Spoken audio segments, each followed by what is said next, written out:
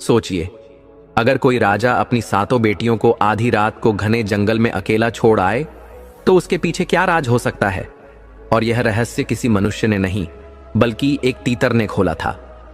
नमस्कार प्रिय दर्शकों, हर हर महादेव। दर्शक बंधु, आज मैं आपको एक ऐसी कथा सुनाने जा रहा हूं जिसे सुनकर आपके हृदय में प्रश्न उठेंगे। क्या कोई पिता इतना निर्मम हो सकता है कि अपनी 7 बेटियों को घने जंगल में छोड़ आए? और यदि ऐसा हुआ तो आखिर इसके पीछे क्या राज था? कहानी शुरू होती है एक प्राचीन नगर से, जहां एक धर्मनिष्ठ राजा राज्य करता था। उसका राज्य समृद्ध था, प्रजा सुखी थी और महल में हर प्रकार का वैभव विद्यमान था। लेकिन कहते हैं, भाग्य जब परीक्षा लेता है तो राजमहल भी सुनसान हो जाता है। राजा की 7 बेटियां थीं, 7 ही अद्वितीय सौंदर्य और गुणों से युक्त। कोई संगीत में निपुण, कोई शास्त्र ज्ञान में, कोई चित्रकला में, कोई नीति और धर्म के पालन में। लोग कहते थे कि इन 7 राजकुमारियों के कारण ही राज्य का वैभव और महिमा बढ़ रही है। राजा भी उन्हें अपने प्राणों से अधिक चाहता था। लेकिन एक दिन अचानक महल के द्वार पर एक रहस्यमयी साधु आया। उसकी आंखें अग्नि की भांति लाल थीं और स्वर ऐसा मानो आकाश गड़गड़ा रहा हो। उसने दरबार में प्रवेश कर राजा से कहा, राजन, तुम्हारे महल में सुख है, वैभव है, रत्न है, कन्याएं हैं, परंतु मैं देख रहा हूं कि शीघ्र ही तुम्हारे जीवन में बड़ा संकट आने वाला है। तुम्हारी यह सारी समृद्धि, तुम्हारा वैभव और यहां तक कि तुम्हारे जीवन का आनंद भी नष्ट हो जाएगा। कारण होगा तुम्हारी ही संतानें। राजा घबरा गया। उसने फोल्डेड हाथ जोड़कर पूछा, महाराज, क्या इसका कोई उपाय है? साधु ने धीमे स्वर में उत्तर दिया, राजन, जब 7 दीपक एक साथ बुझा दिए जाते हैं तभी यह विपत्ति टलती है। और तुम्हारे जीवन के 7 दीपक हैं तुम्हारी 7 बेटियां। यह सुनकर राजा के होश उड़ गए। एक ओर था पिता का प्रेम, दूसरी ओर था भय और साधु की भविष्यवाणी। कई रातों तक वह सो न सका। उसका मन मोह और धर्म के बीच झूलता रहा। आखिरकार एक अमावस्या की रात को उसने कठोर निश्चय कर लिया। राजा ने अपनी 7 बेटियों को सैर के बहाने महल से बाहर बुलाया। राजकुमारियां मासूम हंसी और चंचलता के साथ रथ पर चढ़ गईं। उन्हें क्या पता था कि उनका भाग्य इस रात बदलने वाला है। रथ महल से दूर घने जंगल की ओर बढ़ता गया। चारों ओर गहरी निस्तब्धता थी। केवल झींगुरों की आवाज और पत्तों की सरसराहट सुनाई देती थी। बेटियां सोच रही थीं कि पिता उन्हें किसी उत्सव या देवी मंदिर में ले जा रहे होंगे, परंतु अचानक राजा ने रथ रोक दिया। उसका चेहरा उदासी से भरा था, आंखों में आंसू छलक रहे थे। उसने भारी स्वर में कहा, बेटियों, यह मेरी विवशता है। मुझे तुम्हें इस जंगल में छोड़ना पड़ेगा। शायद यही तुम्हारा भाग्य है। मुझे क्षमा करना। बेटियां रो पड़ीं, पिताजी के पैरों से लिपट गईं। नहीं पिताजी, हमें मत छोड़िए। लेकिन राजा ने उनकी ओर न देखा। उसका हृदय पत्थर बन चुका था। वह पलटकर रथ में बैठा और महल की ओर लौट गया। और दर्शक बंधु, यही क्षण था जब जंगल में छिपा एक तीतर इस भयानक रहस्य का साक्षी बना। आगे वही तीतर सच्चाई उजागर करेगा। लेकिन इस दिव्य कथा में प्रवेश करने से पहले मैं अपने सभी श्रद्धेय भाइयों, माताओं, बहनों और समस्त श्री राम भक्तों से हाथ जोड़कर प्रार्थना करता हूं कि कृपया इस कथा को पूरे मन, श्रद्धा और भक्ति के साथ अंत तक अवश्य सुने, क्योंकि गरुड़ पुराण में स्पष्ट कहा गया है कि जो व्यक्ति धर्म, ज्ञान या पुरातन कथा को बीच में ही छोड़ देता है वह अनजाने में एक गंभीर दोष का भागी बनता है। अधूरी कथा केवल अधूरी बात नहीं होती, वह एक अधूरी आहुति की भांति होती है जो यज्ञ को अपवित्र कर देती है और पुण्य की जगह पाप का रूप धारण कर लेती है। इसलिए यदि आप सच्चे सनातनी हैं, यदि आपके हृदय में श्री राम के प्रति अटूट भक्ति की ज्योति प्रज्वलित है, तो इस कथा को अंत तक सुने। साथ ही कृपया इस वीडियो को अभी लाइक करें और हमारे चैनल भैरम इनसाइट्स को सब्सक्राइब करना न भूलें। नीचे कमेंट में पूरे भाव और समर्पण से जय श्री राम अवश्य लिखें, क्योंकि जहां भी श्री हरि का नाम गूंजता है वहां अधर्म का विनाश और धर्म की स्थापना निश्चित होती है। तो आइए प्यारे दर्शक बंधु, अब किसी भी विलंब के बिना आरंभ करते हैं आज की यह अद्भुत, दुर्लभ और आत्मा को झकझोर देने वाली कथा जो केवल सुनने की नहीं, जीवन में उतारने की है। प्राचीन समय की बात है। एक सघन वन में एक तीतर पक्षी अपनी पत्नी के साथ निवास करता था। वह ठिठुरती हुई सर्दी की रात थी जब तीतर की पत्नी चिंतित होकर अपने प्रियतम से कहती है, पिया जी, यह रात बहुत कठिन प्रतीत हो रही है। यह ठंड असहनीय होती जा रही है। ऐसा कुछ कीजिए जिससे यह रात कट जाए। कोई कथा सुनाइए जिससे हमारा मन भी लगे और यह कठिन समय सरलता से व्यतीत हो जाए।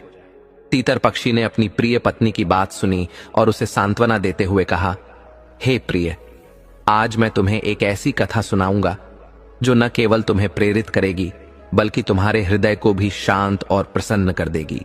यह कथा एक महान राजा और उसकी 7 कन्याओं की है। ध्यानपूर्वक सुनो, यह कथा बहुत शिक्षाप्रद है। इसके बाद तीतर पक्षी की पत्नी मन लगाकर कथा सुनने लगी और तीतर ने अपनी मधुर वाणी में कथा का शुभारंभ किया। बहुत समय पहले की बात है। एक राज्य में एक परोपकारी और धर्मपरायण राजा राज्य करता था। उसकी 7 पुत्रियां थीं जो अत्यंत सुंदर और गुणवान थीं। उनमें सबसे छोटी राजकुमारी चंद्रमुखी विशेष रूप से तेजस्विनी और बुद्धिमान थी। उसकी माता का स्वर्गवास हो चुका था और राजा ने अपने संतान को ही अपना सर्वस्व मानकर पालन पोषण किया।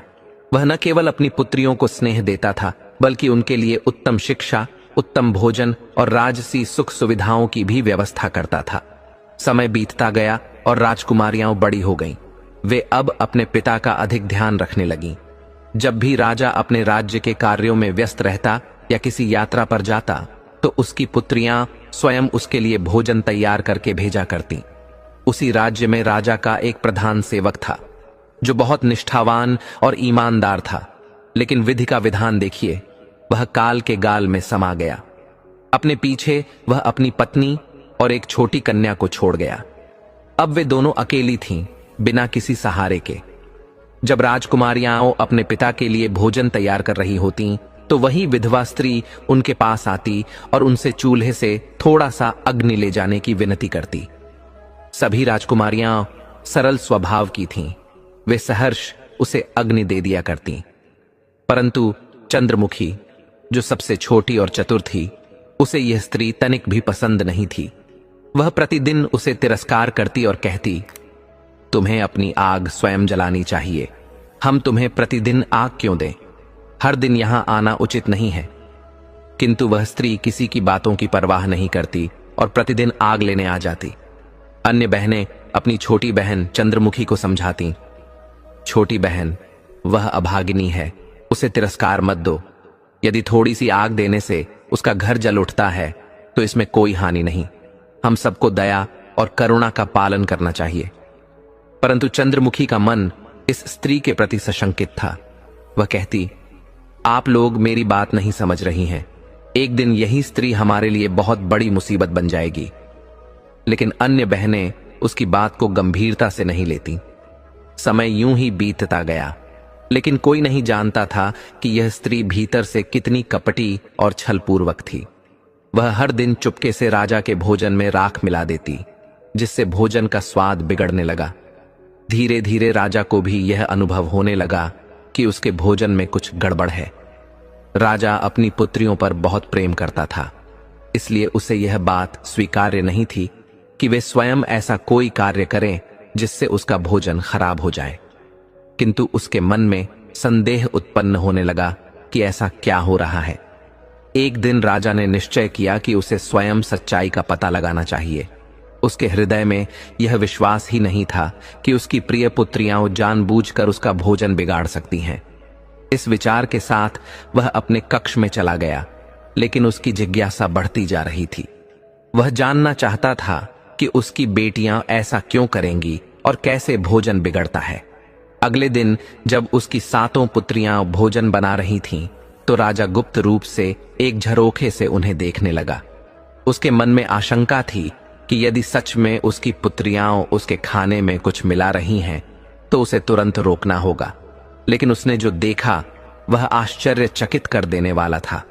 राजा ने देखा कि उसकी 7 पुत्रियां अत्यंत स्वच्छता और सावधानी से भोजन तैयार कर रही थीं। वे चावलों को अच्छी तरह धो रही थीं, मसालों को व्यवस्थित कर रही थीं और भोजन को पूरे प्रेम और श्रद्धा से बना रही थीं।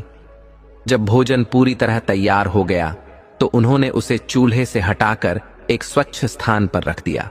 राजा यह देखकर संतुष्ट था कि उसकी बेटियां अपना कार्य पूरी निष्ठा से कर रही थीं, लेकिन तभी उसने एक और चौंकाने वाली घटना देखी। राजा ने देखा कि प्रधान की विधवा, जो प्रतिदिन आग मांगने आती थी, पुनः वहां आई। उसने भोजन पकाने के लिए आग मांगी और जैसे ही चंद्रमुखी ने उसे देखा, वह क्रोधित हो उठी। चंद्रमुखी बोली, तुम हर दिन आग मांगने क्यों आ जाती हो? क्या तुम्हें अपना चूल्हा स्वयं जलाना नहीं आता? लेकिन उसकी बड़ी बहनों ने उसे शांत किया और कहा, कोई बात नहीं, वह केवल आग ही तो मांग रही है, इसमें क्रोध करने की कोई आवश्यकता नहीं।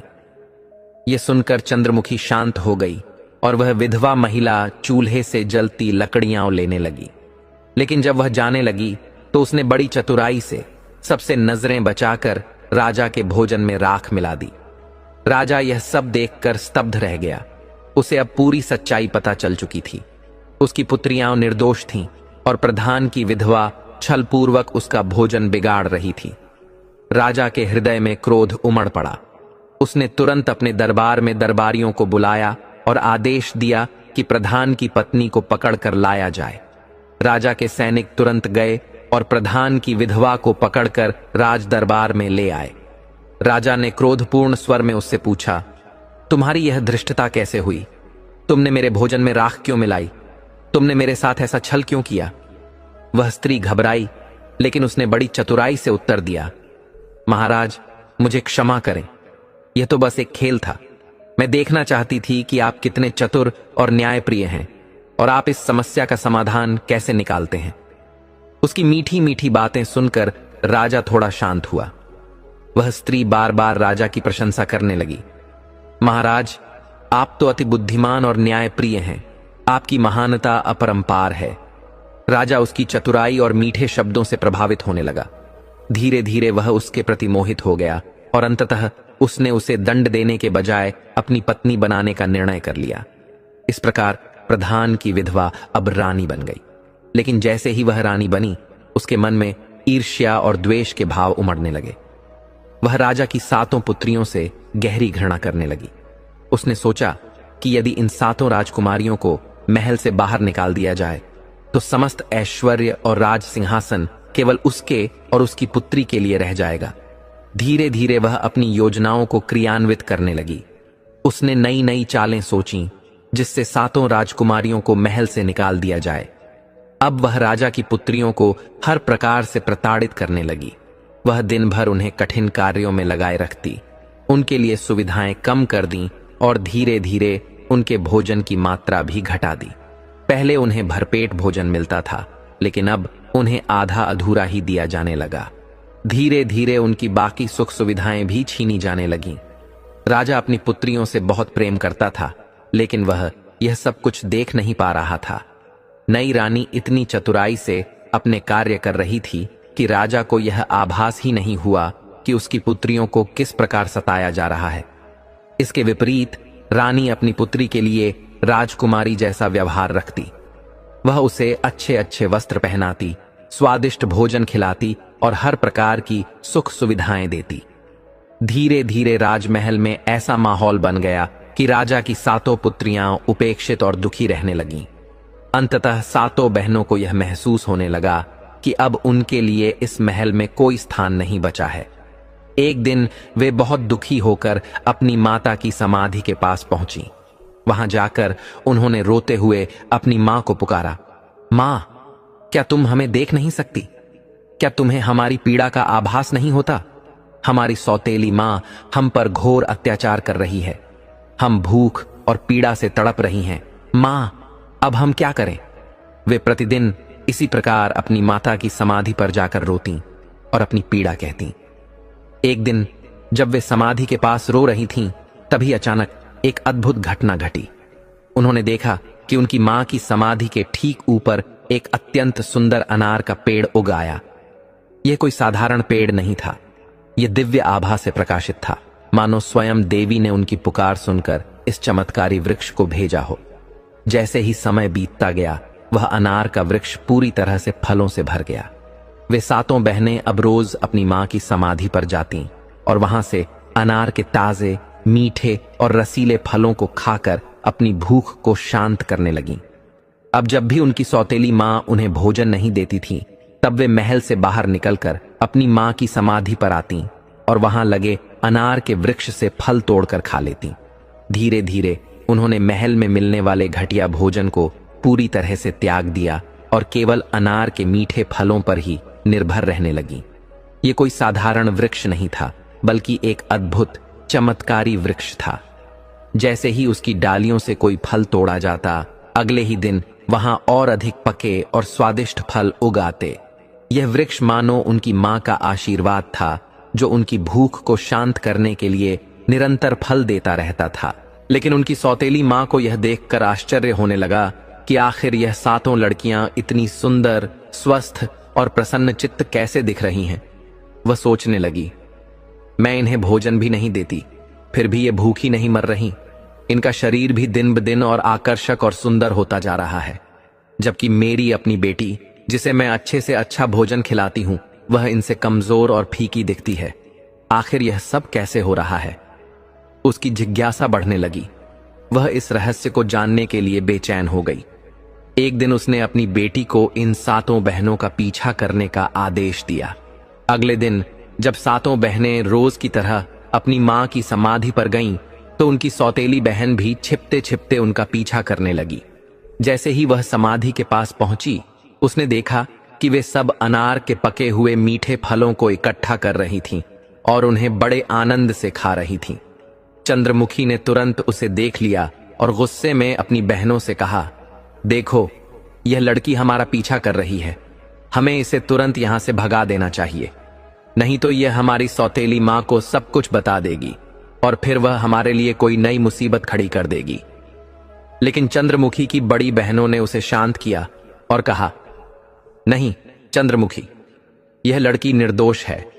इसकी मां हमें कष्ट देती है, लेकिन इसमें इसका क्या दोष? हमें इसे भगाने की आवश्यकता नहीं है। फिर वे सब उसे अपने पास बुलाती हैं और उसे भी खाने के लिए कुछ मीठे अनार दे देती हैं। वह लड़की जब पहली बार उस अनार का स्वाद चखती है तो चकित रह जाती है। ऐसा मीठा और अद्भुत स्वाद उसने अपने जीवन में पहले कभी नहीं चखा था। जब वह लड़की अपने घर वापस जाती है तो अपनी मां को सब कुछ बता देती है। मां, ये बहनें भूखी नहीं मर रही हैं। उनकी मां की समाधि पर एक अनार का चमत्कारी वृक्ष उग आया है। वे वहां जाती हैं और उस वृक्ष से फल तोड़कर खाती हैं। मां, वो फल तो इतने स्वादिष्ट हैं कि मैंने अपने पूरे जीवन में ऐसे मीठे फल नहीं चखे।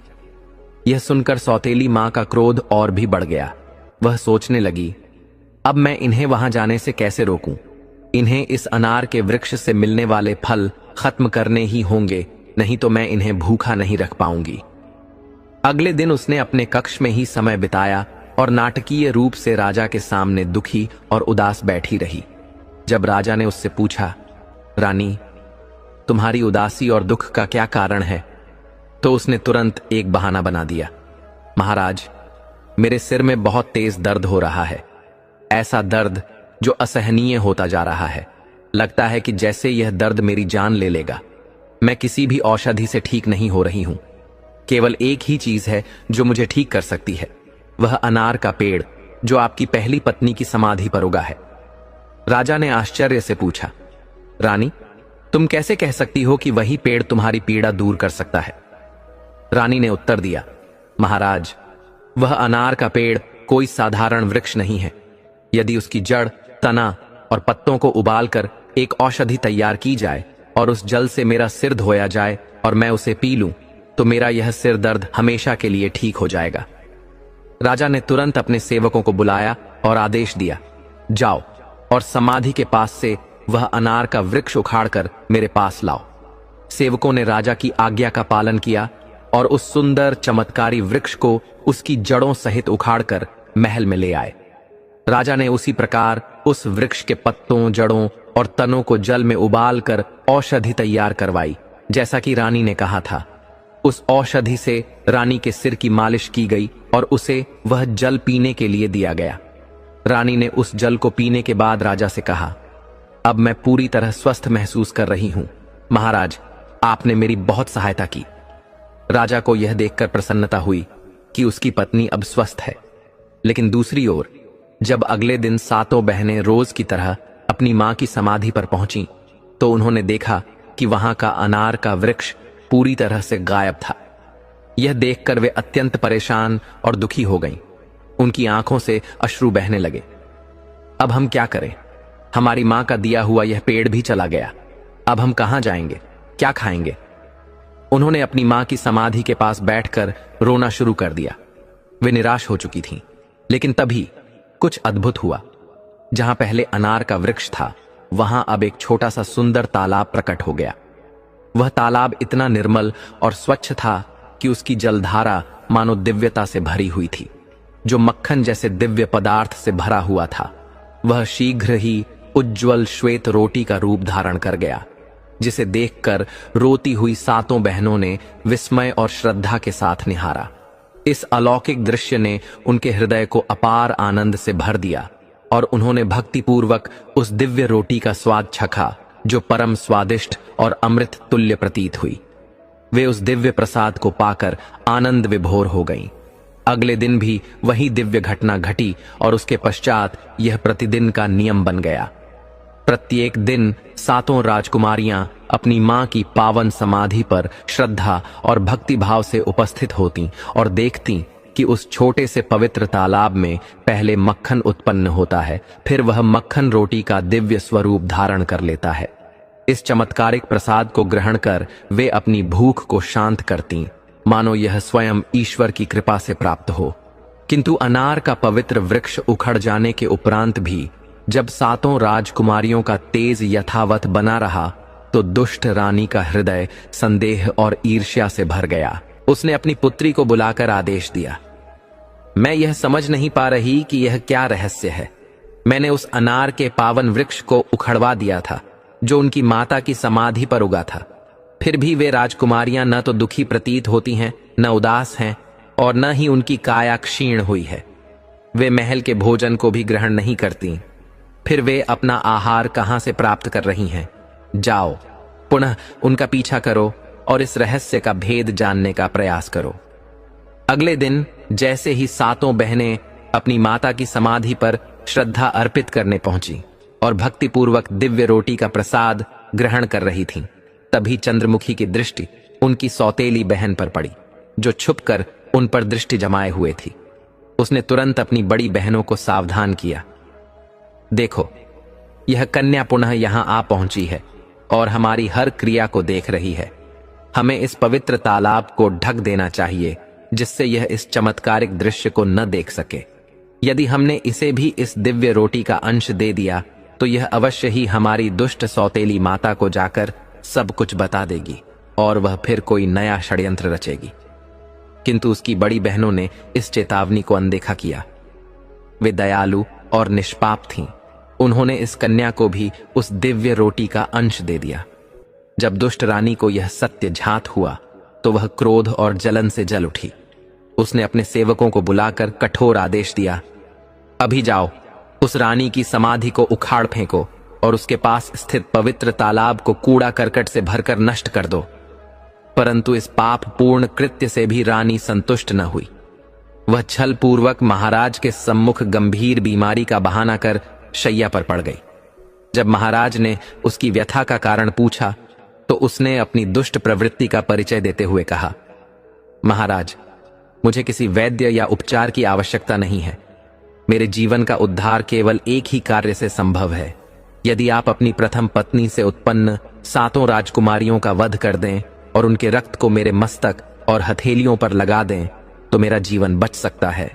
इस अमंगल वचन को सुनते ही राजा के हृदय पर जैसे वज्रपात हुआ। उसके पैरों तले धरती खिसक गई। वह आघात से विह्वल हो उठा, किंतु अपनी प्रतिज्ञा और अपनी सातों पुत्रियों के प्रति अपार स्नेह के बीच उलझकर वह असमंजस में पड़ गया। अंततः उसने अपने मन को कठोर किया और अपनी पुत्रियों को खोजने के लिए निकल पड़ा।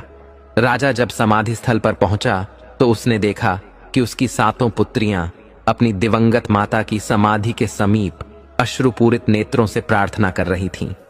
यह दृश्य देखकर उसका पिता हृदय व्याकुल हो उठा उसे निश्चय नहीं हो पा रहा था कि वह अपने वचन का पालन करे या अपनी संतानों की रक्षा करे, किंतु दुष्ट रानी के आदेश और अपनी प्रतिज्ञा के भय से वह अपनी संतानों को प्रेम पूर्वक अपने साथ वन की ओर ले जाने लगा। राजा अपनी पुत्रियों को एक घने निर्जन वन में ले गया। वहां उसने एक स्थान पर आग प्रज्वलित की और उनके लिए कुछ चावल पकाए। अत्यधिक ताप और थकान से सातों बहनें भोजन के उपरांत गहरी नींद में सो गईं। जब राजा ने देखा कि वे सभी गहरी निद्रा में हैं, तो उसका हृदय द्रवित हो उठा, किंतु अपने भय और संकल्प के बीच संघर्ष करता हुआ वह चुपचाप वहां से पलायन कर गया। उसने अपनी मासूम पुत्रियों को उस वन में अकेला छोड़ दिया, जहां केवल ईश्वर ही उनकी रक्षा कर सकता था। राजा अपने मन में संतोष का अनुभव कर रहा था कि उसकी पुत्रियां जीवित और सुरक्षित रहेंगी, चाहे वे कहीं भी जाएं। कम से कम वे अपनी सौतेली माता के अत्याचारों से तो मुक्त हो गईं और वे कहीं न कहीं जाकर अपना जीवनयापन अवश्य कर लेंगी। राजा ने भगवान से प्रार्थना की कि वे इन अबोध कन्याओं की रक्षा करें, उन्हें इस निर्जन वन में भूखे प्यासे और किसी जंगली जानवर का आहार बनने से बचाएं। बार बार भगवान का स्मरण करते हुए और अपनी पुत्रियों के भविष्य की चिंता मन में लिए हुए राजा वहां से विदा हुआ। लौटते समय उसने जंगल में एक हिरण का शिकार किया और उसके रक्त को एक पात्र में लेकर महल की ओर प्रस्थान किया। महल पहुंचकर उसने उस हिरण के रक्त को अपनी रानी की मांग और हथेलियों पर लगा दिया। दुष्ट रानी अत्यंत प्रसन्न हुई और यह सोचकर संतोष का अनुभव करने लगी कि राजा ने सच में सातों राजकुमारियों की हत्या कर दी है। उसने राजा से कहा कि अब वह पूरी तरह स्वस्थ और प्रसन्न अनुभव कर रही है। उधर जंगल में राजा के चले जाने के कुछ समय बाद सातों बहनों की आंखें खुलीं। उन्होंने अपने चारों ओर दृष्टि दौड़ाई और स्वयं को एक अज्ञात सघन जंगल में अकेला पाया। जब उन्होंने जंगली पशुओं की भयानक गर्जन और चीख पुकार सुनी, तो भय के कारण उनका शरीर कांप उठा। वे घबराकर रोने और चिल्लाने लगीं, अपने पिताजी को पुकारने लगीं। उन्हें यह आशा थी कि यदि वे अपनी पूरी शक्ति से पुकारेंगी तो उनके पिता अवश्य ही उनकी सहायता के लिए लौट आएंगे। लेकिन समय बीतता गया और उनके क्रंदन का कोई उत्तर नहीं मिला। चारों ओर बस घनघोर जंगल था, जहां उनकी आवाज बादलों की गड़गड़ाहट की तरह खो जाती थी। उसी दिन संयोगवश पड़ोसी राज्य के 7 राजकुमार शिकार खेलने के उद्देश्य से उसी जंगल में आए थे। जब वे अपने राज्य की ओर लौटने वाले थे, तभी उनमें से सबसे छोटे राजकुमार को किसी के विलाप करने की आवाज सुनाई दी। उसने अपने भाइयों को रोकते हुए कहा, भाइयों, जंगल में कोई संकट में प्रतीत हो रहा है, हमें अवश्य उनकी सहायता करनी चाहिए। क्या तुम सभी को यह रोने और पुकारने की आवाज नहीं सुनाई दे रही? हमें अवश्य उस दिशा में चलकर देखना चाहिए कि यह कौन है और इसे किस प्रकार सहायता की आवश्यकता है। छोटे राजकुमार के आग्रह पर सातों राजकुमारों ने अपने घोड़ों को तेज गति से उसी दिशा में बढ़ाया जहां से वह विलाप की ध्वनि आ रही थी। कुछ ही समय में वे उस स्थान पर पहुंच गए जहां सातों राजकुमारियां भयभीत होकर रो रही थीं। इस दुखद दृश्य को देखकर राजकुमारों का हृदय करुणा से भर गया। सबसे बड़े राजकुमार ने व्याकुल होकर उनसे पूछा, तुम सब यहां कैसे आईं? तुम कौन हो? तब राजकुमारियों ने अपनी समस्त व्यथा सातों राजकुमारों को सुना दी। अपनी सौतेली मां की क्रूरता, अपने पिता के असहाय होने की पीड़ा और इस वन में अकेले छोड़ दिए जाने का सारा वृत्तांत। उनकी दुर्दशा सुनकर सातों राजकुमारों ने निश्चय किया कि यह कोई संयोग नहीं, बल्कि ईश्वर की कृपा से इन सातों राजकुमारियों का उनसे मिलन हुआ है। उन्होंने आपस में विचार किया कि इन कन्याओं को अपने राज्य में ले जाकर उनसे विवाह कर लेना ही उचित होगा, जिससे उनका जीवन सुरक्षित और सम्मानित बना रहे। इस प्रकार सबसे बड़े राजकुमार ने सबसे बड़ी राजकुमारी से विवाह किया, दूसरे ने दूसरी राजकुमारी से, और इसी क्रम में सातों राजकुमारों ने विवाह कर लिया। सबसे छोटे राजकुमार ने चंद्रमुखी से विवाह किया, जो न केवल अत्यंत सुंदर बल्कि अत्यंत बुद्धिमान भी थी। विवाह के उपरांत सातों राजकुमार अपनी पत्नियों को लेकर अपने राज्य लौट आए। जब वे अपने महल में पहुंचे तो संपूर्ण राज्य में उत्सव का वातावरण छा गया। प्रजा इस शुभ मिलन को देखकर आनंदित हो उठी। लगभग 1 वर्ष के उपरांत चंद्रमुखी ने एक पुत्र को जन्म दिया। इस शुभ समाचार से पूरा परिवार हर्ष से झूम उठा। राजकुमारों और राजकुमारियों को ऐसा प्रतीत होता था मानो वह बालक किसी एक का पुत्र न होकर सभी का पुत्र हो। सातों राजकुमार और सातों राजकुमारियां उसे अपने हृदय से अत्यंत स्नेह करते थे और मिलकर उसका लालन पालन कर रहे थे। इस प्रकार समय बीतने लगा और पूरे महल में प्रसन्नता व्याप्त रही। धीरे धीरे समय बीता और चंद्रमुखी का पुत्र 2 वर्ष का हो गया। एक दिन सबसे छोटे राजकुमार ने अपने भाइयों से कहा, मुझे शिकार पर जाने की इच्छा हो रही है, मैं कुछ समय के लिए वन में जाना चाहता हूं। उसने अपनी पत्नी चंद्रमुखी से भी अनुमति ली और अपने भाइयों की सहमति लेकर शिकार के लिए निकल पड़ा। किंतु कई दिन बीत गए, फिर भी वह वापस नहीं आया। एक एक दिन बीतता गया, लेकिन राजकुमार की कोई खोज खबर नहीं मिली। कोई यह नहीं जान सका कि वह कहां चला गया और क्यों नहीं लौटा। जब यह समाचार राजमहल तक पहुंचा तो राजकुमारियों को गहन दुख हुआ। राजकुमारियों के पति शेष 6 भाई आपस में विचार करने लगे कि उन्हें अपने छोटे भाई की खोज में निकलना चाहिए। उन्होंने निश्चय किया कि वे जंगल में जाकर पता लगाएंगे कि उसके साथ क्या हुआ है। इस प्रकार वे सभी 6 राजकुमार महल से निकल पड़े, किंतु वे भी लौटकर नहीं आए। जैसे जैसे समय बीतता गया, सातों राजकुमारियां निराशा में डूब गईं। उनके मन में अनेकों आशंकाएं उठने लगीं। क्या उनके पति किसी भयानक संकट का शिकार हो गए? क्या किसी दैवीय शक्ति ने उन्हें पकड़ लिया?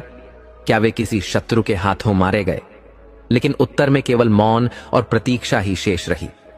एक दिन जब चंद्रमुखी अपने छोटे पुत्र को पालने में झुला रही थी और बाकी बहनें नीचे के कक्ष में अपने कार्यों में व्यस्त थीं, तभी महल के द्वार पर कोई अजनबी आया। वह काले लबादे में लिपटा हुआ था और स्वयं को एक साधु बता रहा था। उसने भिक्षा की याचना की। महल के नौकरों ने उसे रोकते हुए कहा, राजा के सभी पुत्र शिकार पर गए थे और अब तक नहीं लौटे। हम समझते हैं कि वे सभी मृत्यु को प्राप्त हो चुके हैं। महल में उनकी विधवाएं हैं और ऐसे समय में तुम्हारे भिक्षा मांगने से उन्हें कष्ट हो सकता है, इसलिए यहां से चले जाओ। किंतु वह अजनबी हठपूर्वक बोला, मैं एक साधु हूं। साधु को भोजन कराना और भिक्षा देना पुण्य का कार्य है, इसमें कोई दोष नहीं है।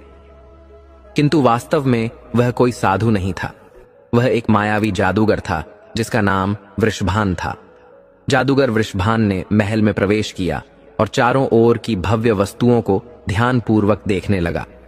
अंततः उसकी दृष्टि उस कक्ष पर पड़ी जहां चंद्रमुखी अपने छोटे पुत्र को झूले में सुला रही थी और उसे स्नेहपूर्वक लोरी सुना रही थी। जैसे ही उसने चंद्रमुखी को देखा, वह चकित रह गया। इतनी अनुपम सुंदरी, जो मानो स्वयं स्वर्ग की अप्सरा के समान थी, उसने अपने पूरे जीवन में कभी नहीं देखी थी। जादूगर वृषभान जैसे ही राजकुमारी चंद्रमुखी को देखता है, वह उसकी अद्भुत सुंदरता पर मोहित हो जाता है। उसे पाने की लालसा में वह सीधे उसके पास चला जाता है और कहता है, राजकुमारी, मैं तुमसे बहुत प्रभावित हूं। तुम्हारी सुंदरता ने मेरे हृदय को जीत लिया है। मैं तुमसे विवाह करना चाहता हूं। मेरे साथ चलो, मेरे घर चलो, जहां मैं तुम्हें अपने जीवन की सबसे अनमोल रानी बनाकर रखूंगा। राजकुमारी चंद्रमुखी उस अनजान व्यक्ति को अपने कक्ष में देखकर चकित रह जाती है। ऊपर से वह इतने दुस्साहस के साथ विवाह का प्रस्ताव रख रहा था।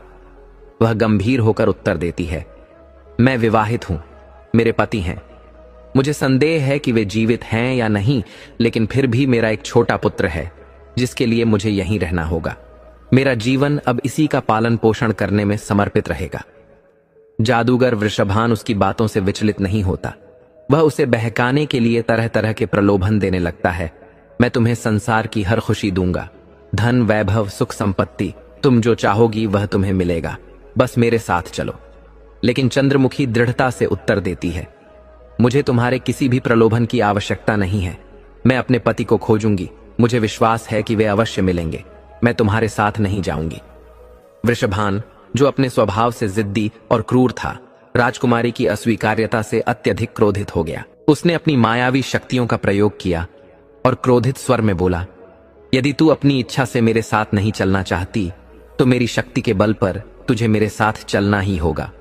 इतना कहते ही उसने अपने हाथों से एक मंत्रोच्चार किया और देखते ही देखते चंद्रमुखी एक छोटे काले कुत्ते में बदल गई। जादूगर ने अट्टहास करते हुए कहा, अब तू मेरी इच्छा के विरुद्ध नहीं जा सकती, अब तू मेरे इशारों पर चलेगी। बेचारी चंद्रमुखी, जो अभी तक एक वीर राजकुमारी थी, अब एक कुत्ते के रूप में इधर उधर भागने लगी। उसमें कोई शक्ति नहीं थी जिससे वह अपनी बहनों को बता सके कि उसके साथ क्या हुआ है। वह विवश होकर जादूगर वृषभान के पीछे पीछे चलने लगी। जब जादूगर महल के द्वार पर पहुंचा तो द्वारपालों ने उसे रोककर पूछा, यह कुत्ता कहां से आया? वृषभान ने झूठ बोलते हुए कहा, यह कुत्ता राजकुमारियों ने मुझे उपहार में दिया है। द्वारपालों ने उस पर अधिक संदेह नहीं किया और उसे महल से बाहर जाने दिया। कुछ समय बाद चंद्रमुखी की 6 बहनों ने अपने भांजे के रोने की आवाज सुनी। वे चिंतित होकर उसके कमरे की ओर भागी। जैसे ही उन्होंने कमरे में प्रवेश किया, वहां उन्हें कोई नहीं मिला। चारों ओर खोजने के बाद भी चंद्रमुखी का कोई पता नहीं चला। उन्होंने महल के सेवकों से पूछा तो किसी ने बताया कि कोई साधु आया था और उसके पास एक काला कुत्ता था। राजकुमारियों को तुरंत संदेह हो गया कि कुछ अनहोनी हुई है। उन्होंने अनुमान लगाया कि चंद्रमुखी के साथ कोई भयानक षड्यंत्र रचा गया है और वह अब उनके बीच नहीं रही। समय बीतता गया। चंद्रमुखी का पुत्र अब 14 वर्ष का हो गया था। उसकी मौसियां उसे बहुत प्यार करती थीं और उन्होंने मिलकर उसे पाला था। एक दिन उसकी मौसियों ने उसे अपने परिवार के इतिहास के बारे में बताना शुरू किया। राजकुमार ध्यानपूर्वक अपनी मौसियों की बातें सुनता गया। जैसे जैसे उसे अपने माता पिता और ताऊओं के बारे में पता चला, उसका हृदय दुख से भर उठा। वह व्याकुल हो गया और दृढ़ संकल्प कर लिया कि वह अपने माता पिता और ताऊओं को खोजकर वापस लाएगा। उसने अपनी मौसियों से कहा, अब समय आ गया है कि मैं अपने परिवार को खोजने निकलूं। चाहे मुझे दुनिया के किसी भी कोने में जाना पड़े, मैं अपने माता पिता और ताऊओं को खोजकर अवश्य वापस लाऊंगा। मौसियां उसे रोकने लगीं। वे कहने लगीं, बेटा, जो लोग चले गए वे अब वापस नहीं आएंगे। हम अपने पतियों और बहन को खो चुके हैं, लेकिन अब तुम्हें नहीं खो सकते। यदि तुम भी हमें छोड़कर चले गए और नहीं लौटे तो हम किसके सहारे झेंगे? राजकुमार ने शांत लेकिन दृढ़ स्वर में कहा, मुझे मत रोकिए। यदि संभव हुआ तो मैं माता पिता और ताऊओं को वापस लेकर आऊंगा। इतना कहकर वह अपनी यात्रा पर निकल पड़ा। कई महीनों तक वह दिशाहीन घूमता रहा। उसने लंबी और थकाने वाली यात्राएं की, लेकिन अपने माता पिता और ताऊओं के बारे में कोई भी जानकारी नहीं प्राप्त कर सका। अंततः वह एक ऐसे देश में पहुंचा जिसे देखने पर ही अजीब लगता था। यह पूरा क्षेत्र पत्थरों का बना हुआ था। चारों ओर विशाल चट्टानें थीं, कुछ अजीब पेड़ खड़े थे और एक बहुत ऊंची पत्थर की इमारत थी। इस इमारत के पास एक छोटा सा घर था जिसमें एक माली रहता था। राजकुमार इमारत को ध्यान से देख रहा था, तभी माली की पत्नी ने उसे देख लिया। वह घबराकर घर से बाहर आई और बोली, अरे बालक, तुम कौन हो और तुमने इस खतरनाक स्थान पर आने का साहस कैसे किया? राजकुमार ने कहा, मैं एक राजा का पुत्र हूं। मैं अपने माता पिता और ताऊओं को खोजने आया हूं। मेरी मां को एक दुष्ट जादूगर डरा धमकाकर अपने साथ ले गया था। माली की पत्नी ने गहरी सांस ली और कहा, बेटा, यह स्थान एक भयानक जादूगर का है। वह अपार शक्तियों का स्वामी है। जो भी उसकी आज्ञा का उल्लंघन करता है वह उसे पत्थर या पेड़ बना देता है। ये जो तुम्हें चारों ओर पत्थर और पेड़ दिखाई दे रहे हैं, वे कभी जीवित प्राणी थे जिन्हें जादूगर ने अपनी शक्ति से इस रूप में बदल दिया है। इसके बाद माली की पत्नी ने एक भयानक सत्य उजागर किया। कुछ समय पहले एक राजा यहां आया था। उसके कुछ समय बाद उसके 6 भाई भी यहां आए। जादूगर ने उन सभी को पत्थर और पेड़ों में बदल दिया। इसके अतिरिक्त एक बहुत सुंदर रानी भी इस महल में कैद है। जादूगर उसे पिछले 12 वर्षों से बंदी बनाए हुए है। वह उससे विवाह करना चाहता है, लेकिन वह उसे घृणा करती है। माली की पत्नी की बातें सुनकर राजकुमार का हृदय तेजी से धड़कने लगा। उसने सोचा, यह अवश्य मेरे माता पिता और ताऊ होंगे। आखिरकार मैंने उन्हें खोज ही लिया। उसने अपनी पूरी कहानी माली की पत्नी को सुनाई और उससे प्रार्थना की, कृपया मेरी सहायता करें। मुझे उन निर्दोष और पीड़ित लोगों के बारे में अधिक जानकारी दें। माली की पत्नी को राजकुमार की व्यथा सुनकर उस पर दया आ गई। उसने सोचा कि शायद उसकी मदद करके वह भी जादूगर के अत्याचारों से बच सकती है। उसने राजकुमार की सहायता करने का वचन दिया, लेकिन उसने उसे चेतावनी भी दी, यदि जादूगर ने तुम्हें देख लिया तो वह तुम्हें भी पत्थर में बदल देगा। इसलिए छोटे राजकुमार को यह सुनकर अपार हर्ष हुआ। उसे यह समझ आ गया कि अब उसे अपनी मां तक पहुंचने का अवसर मिल चुका है। वह तुरंत माली की पत्नी के पास गया और उसे यह पूरा वृत्तांत सुनाया। दोनों ने विचार विमर्श किया और तय किया कि राजकुमार को लड़की के रूप में ही रहना होगा, क्योंकि इस भेष में कोई उसे पहचान नहीं सकेगा। राजकुमार ने यह निश्चय किया कि वह उचित अवसर का इंतजार करेगा और जैसे ही सही समय आएगा वह अपनी मां को मुक्त करा लेगा। जब राजकुमारी चंद्रमुखी का विवाह हुआ था, तब उसके पति ने उसे एक छोटी सी अंगूठी दी थी जिस पर उसका नाम अंकित था। जब चंद्रमुखी ने अपने पुत्र को जन्म दिया तो उसने यह अंगूठी उसकी उंगली में पहना दी थी। समय के साथ जब राजकुमार बड़ा हुआ तो उसकी मौसियों ने उस अंगूठी को उसके उंगली के आकार में ढलवाकर उसे पहना दिया था। आज भी वह अंगूठी उसकी उंगली में थी। माली की पत्नी ने सुझाव दिया, तुम इस फूलों के गुलदस्ते में कोई ऐसी चीज छिपा कर रखो जिससे तुम्हारी मां तुम्हें पहचान सके, लेकिन ध्यान रखना यह इतना आसान नहीं होगा। चंद्रमुखी पर हमेशा एक दरबान की कड़ी नजर रहती है और वह कहीं भी स्वतंत्र रूप से नहीं जा सकती। अब राजकुमार को हर दिन जादूगर की ओर से अपनी मां के लिए फूलों का गुलदस्ता ले जाने का अवसर मिलने लगा। वह रोज रानी चंद्रमुखी तक फूल पहुंचाने लगा। जादूगर की एक दासी हमेशा चंद्रमुखी के कक्ष में रहती थी, इसलिए राजकुमार को अपनी पहचान उजागर करने का कोई मौका नहीं मिल पा रहा था। लेकिन एक दिन भाग्य ने उसका साथ दिया। एक अवसर ऐसा आया जब चंद्रमुखी के कक्ष में कोई अन्य व्यक्ति उपस्थित नहीं था। यह देखकर राजकुमार ने तुरंत अपनी उंगली में पहनी हुई अंगूठी निकालकर फूलों के गुलदस्ते में बांध दी और उसे अपनी मां के पैरों के पास डाल दिया। अंगूठी के गिरते ही एक हल्की सी आवाज हुई। चंद्रमुखी ने जैसे ही इस ध्वनि की ओर ध्यान दिया, उसकी दृष्टि उस फूलों के गुलदस्ते पर पड़ी। उत्सुकता से उसने देखा कि फूलों के बीच कुछ चमक रहा था। उसने गुलदस्ता उठाया और ध्यान से देखने पर उसमें एक अंगूठी बंधी हुई पाई। जैसे ही उसने उस अंगूठी को पहचाना, उसका हृदय तेजी से धड़कने लगा। उसकी आंखों में अश्रु छलक आए। उसने तुरंत उस लड़की के रूप में आए हुए व्यक्ति की ओर देखा। राजकुमार ने अपनी मां की आंखों में पहचान का भाव देखकर धीरे से कहा, मां, मैं तुम्हारा पुत्र हूं। मैंने तुम्हें ढूंढ लिया है। चंद्रमुखी का हृदय उमड़ पड़ा। उसे अपने पुत्र की बातों पर पूरा विश्वास हो गया।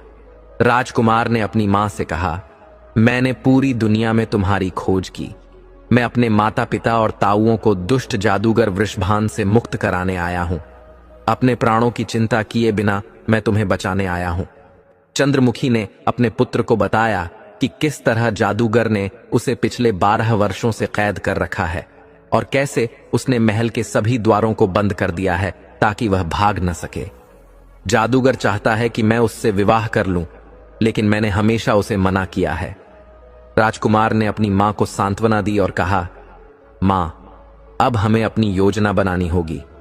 हमें पहले यह पता लगाना होगा कि इस जादूगर की शक्ति क्या है और क्या वह अमर है या फिर उसे मारा जा सकता है। चंद्रमुखी ने अपने पुत्र की सलाह को स्वीकार किया और अगले दिन जादूगर को यह संदेश भिजवा दिया कि वह उससे विवाह करने को तैयार है। जादूगर वृषभान यह सुनकर अत्यंत प्रसन्न हुआ। उसने तुरंत विवाह की तैयारियां करने का आदेश दिया। लेकिन चंद्रमुखी ने जादूगर से कहा, इससे पहले कि मैं तुमसे विवाह करूं, मुझे थोड़ा समय चाहिए ताकि हम एक दूसरे को और अधिक जान सकें। वह आगे बोली, जितनी लंबी दुश्मनी होती है उतनी ही मजबूत दोस्ती भी बन सकती है। मैं तुमसे विवाह करने के पहले तुम्हारे बारे में सब कुछ जानना चाहती हूं। जादूगर वृषभान उसकी बातों से प्रसन्न हो गया। चंद्रमुखी ने अवसर का लाभ उठाते हुए जादूगर से पूछा, क्या तुम अमर हो? क्या मृत्यु कभी तुम्हें छू भी नहीं सकती? क्या तुम मानव जाति के लिए एक अमर शक्ति हो? जादूगर ने गर्व से उत्तर दिया, तुम यह क्यों पूछ रही हो? चंद्रमुखी ने उत्तर दिया, यदि मैं तुमसे विवाह करने जा रही हूं तो मैं तुम्हारे बारे में सब कुछ जानना चाहती हूं। यदि कोई आपदा तुम्हारे ऊपर आ गई तो मैं उसे कैसे संभालूंगी? अब वह जादूगर के उत्तर की प्रतीक्षा करने लगी, क्योंकि यह प्रश्न ही उनके अगले कदम की दिशा तय करने वाला था। इस संसार में मेरे पहले पति और मेरे पहले पुत्र को मैं पहले ही खो चुकी हूं, परंतु यदि मैं तुमसे विवाह करूं और फिर तुम्हें भी खो दूं तो मैं किसके सहारे रहूंगी? वृषभान, जो जादूगर था, उसने कहा, यह सत्य है कि मैं अन्य किसी रूप में जीवित नहीं हूं। बहुत दूर, सैकड़ों मील के पार एक घना जंगल है। उस जंगल के बीचों बीच एक रहस्यमय स्थान है जहां केवल ताड़ के पेड़ हैं। उन वृक्षों के मध्य एक दिव्य जलधारा बहती है, जहां 6 विशाल जलाशय एक के ऊपर एक गिरते हैं। छठे तालाब के तल में एक स्वर्ण पिंजरा है जिसमें एक हरे रंग का तोता कैद है। वही तोता मेरे जीवन का आधार है। यदि वह मर जाता है तो मेरा अंत भी निश्चित है। जादूगर ने आगे कहा, लेकिन यह कार्य असंभव है। कोई उस तोते को हानि नहीं पहुंचा सकता, क्योंकि उसकी रक्षा के लिए मैंने शक्तिशाली जिन्हों को तैनात किया है। वे दैत्य जो भी उस स्थान के समीप आएगा उसे मृत्यु के ग्रास में समा लेंगे। चंद्रमुखी ने अपने पुत्र को जादूगर की यह सारी बात बता दी, परंतु जब रानी ने देखा कि उसके बेटे की जान खतरे में पड़ सकती है तो उसने उसे उस तोते की खोज में जाने से मना कर दिया। अपने पुत्र की सुरक्षा के लिए चिंतित होकर उसने कहा, बेटा, यह बहुत ही भयानक कार्य है। जादूगर का भय देखकर मैं तुम्हें वहां जाने नहीं दूंगी।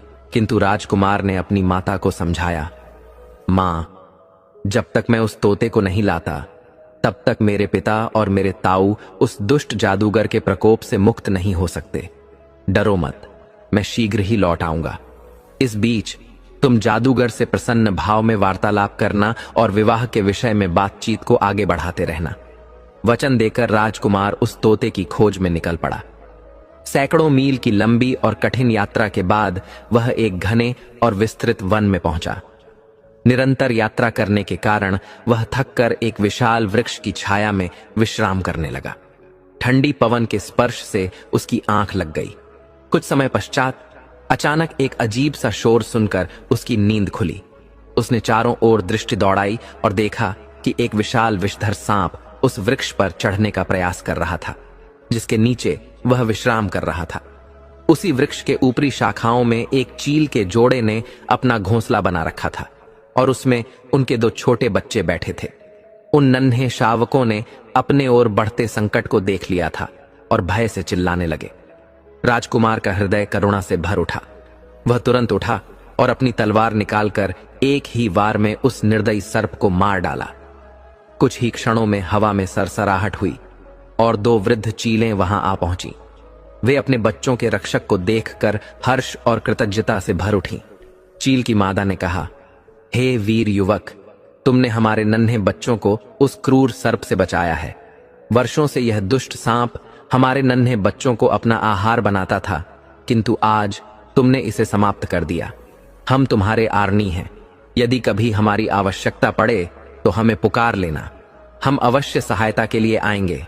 साथ ही हम अपने इन दोनों बच्चों को तुम्हारे साथ भेजते हैं, वे तुम्हारे सहायक बनेंगे।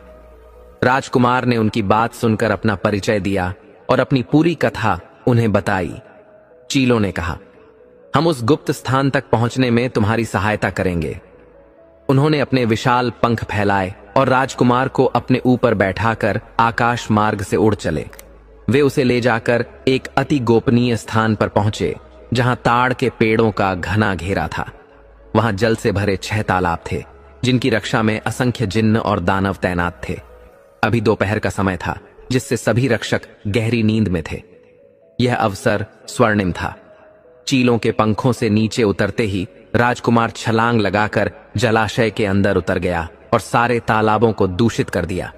फिर वह सीढ़ियों से नीचे जाकर उस हरे तोते तक पहुंचा, उसे अपने वस्त्र में सुरक्षित रखा और शीघ्रता से वापस लौटा। किंतु जैसे ही वह चीलों के पंखों पर सवार होकर आकाश मार्ग से निकलने लगा, वैसे ही नीचे सोए हुए सभी जिन्न, दानव और शैतान जाग उठे। उनके क्रोधपूर्ण स्वर से समस्त वन गूंज उठा। पूरे जंगल में हाहाकार मच गया। परंतु अब वे कुछ नहीं कर सकते थे, क्योंकि राजकुमार और चीलें आकाश में उड़ चले थे। राजकुमार ने उन चीलों का हृदय से आभार व्यक्त किया और उनकी संतानें लौटा दी। फिर वह वापस महल की ओर चल पड़ा। महल पहुंचकर वह बगिया में बैठकर तोते से खेलने लगा। जादूगर वृषभान ने खिड़की से यह दृश्य देखा और घबराते हुए बाहर आया।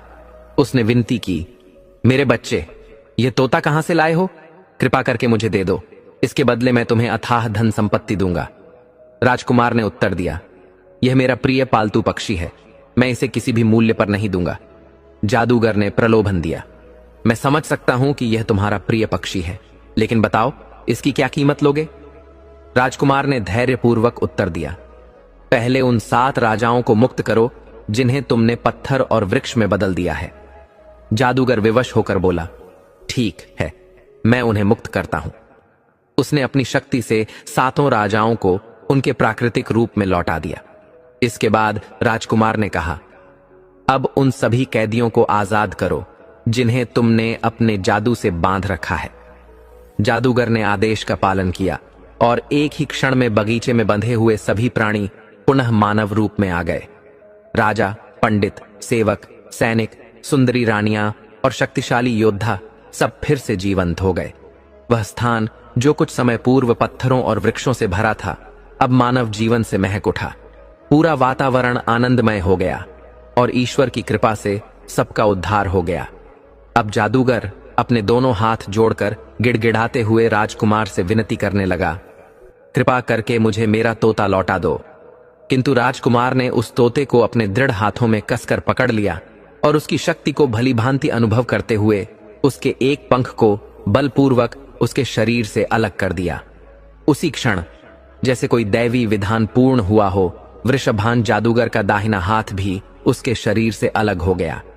वह पीड़ा से चिल्लाया, किंतु फिर भी अपने शेष बचे बाएं हाथ को फैलाकर दयनीय स्वर में कहने लगा, कृपया मुझे मेरा तोता लौटा दो। राजकुमार ने कोई उत्तर नहीं दिया। उसने अपनी अडिग दृष्टि से उस दुष्ट को देखा और फिर क्रूरता के प्रतीक उस तोते के बाएं पंख को भी उखाड़कर जादूगर की ओर फेंक दिया। उसी क्षण वृषभान का बायां हाथ भी उसके शरीर से अलग होकर दूर गिर पड़ा। किंतु उसकी याचना समाप्त नहीं हुई। वह अब भी करुण स्वर में चिल्ला रहा था, मुझे मेरा तोता दे दो। शापग्रस्त जादूगर अब अपने घुटनों के बल गिर पड़ा, किंतु उसकी यातना यहीं समाप्त नहीं हुई। राजकुमार ने उसकी यातनाओं का अंत करने के लिए क्रमशः तोते के पहले दाएं और फिर बाएं पैर को उखाड़कर शरीर से अलग कर दिया। उसी क्षण जादूगर वृषभान के भी दोनों पैर उसके शरीर से अलग होकर दूर जा गिरे।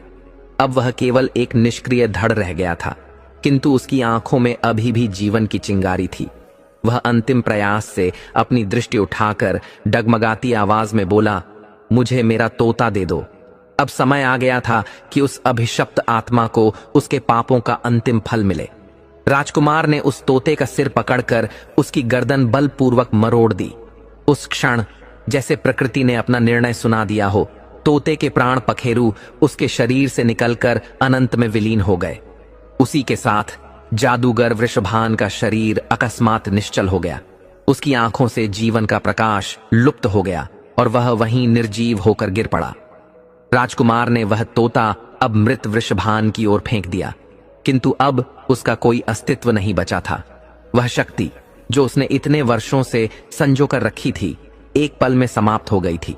अब उसका तंत्र मंत्र, उसका आतंक, उसका दुष्ट साम्राज्य, सब कुछ समाप्त हो चुका था। इस विजय के बाद राजकुमार के पिता ने अपनी प्रिया चंद्रमुखी को उस भव्य भवन से मुक्त किया। वे दोनों प्रेम और आनंद से पुनर्मिलन के अश्रु बहाने लगे। इस प्रकार राजकुमार ने अपने माता पिता और ताऊ को उस दुष्ट जादूगर के चंगुल से मुक्त कर दिया। उनके साथ साथ अन्य सभी लोग भी स्वतंत्र होकर अपने घरों की ओर लौट चले। राजकुमार अपनी माता, पिता और समस्त परिवार के साथ अपने देश की ओर प्रस्थान कर गया।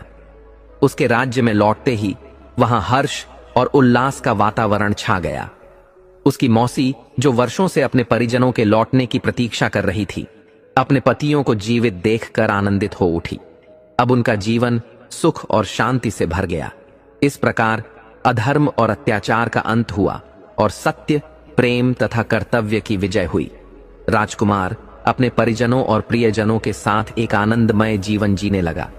जगत में धर्म की पुनः स्थापना हुई और पाप का नाश हो गया। दर्शक बंधु, क्या आपने कभी सुना है कि एक राजा अपनी 7 बेटियों को आधी रात को घने जंगल में अकेला छोड़ आया? और यह रहस्य किसी साधारण मनुष्य ने नहीं, बल्कि एक तीतर ने उजागर किया। आखिर क्यों राजा ने अपने ही खून को जंगल में छोड़ दिया? पूरा सच आपको हिलाकर रख देगा।